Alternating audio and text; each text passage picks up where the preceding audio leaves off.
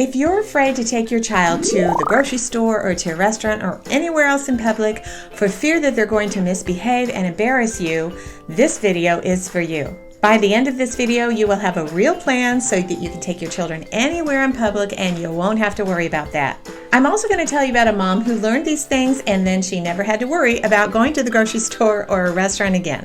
So here are the steps you can take to make a change. We'll start with children who are old enough to have a conversation. Number 1, teach and train them at home first.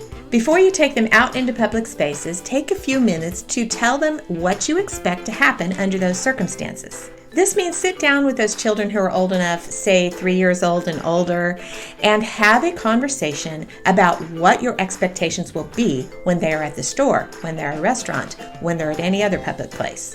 Number 2, ask them questions.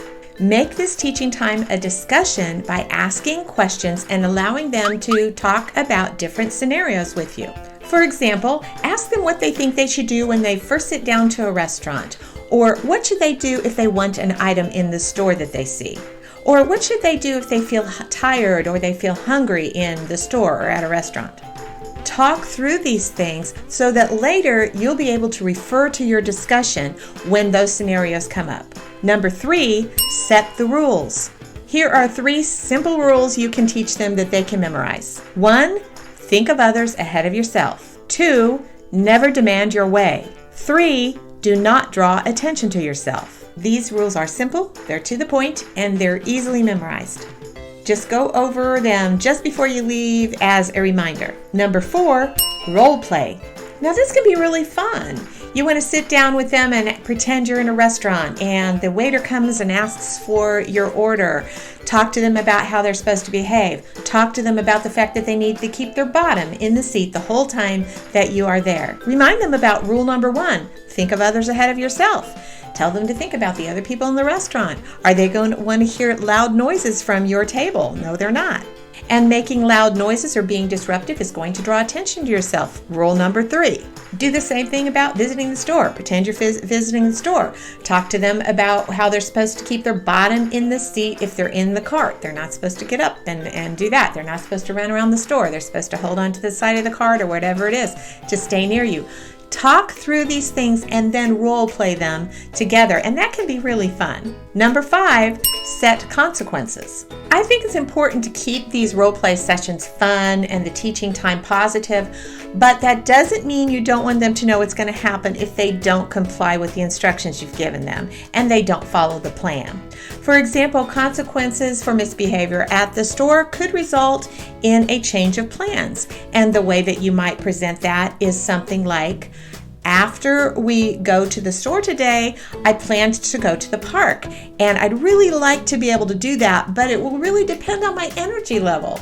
If you all are misbehaving this store, I'm going to be pretty exhausted. I'm not going to be able to take you to the park, but if you keep the rules and we have a smooth time, then I'm going to have the energy to go and we'll be able to go to the park. Or you can relate those consequences to the behavior by saying that they earn their privileges with their behavior. For instance, you could say, one of the ways you earn your privileges is by keeping the rules of our household. And so don't forget those rules we have about how we behave in public. If you keep the rules, then you earn your privileges, and if you don't, you lose them. I sure hope you are able to have your privileges today. Those privileges would be up to you. It's up to whatever you have your children earn as privileges in your home. For instance, maybe they get 30 minutes of computer game time every evening if they've done all of the things that they're supposed to do during the day. Or maybe they have a special dessert at bedtime.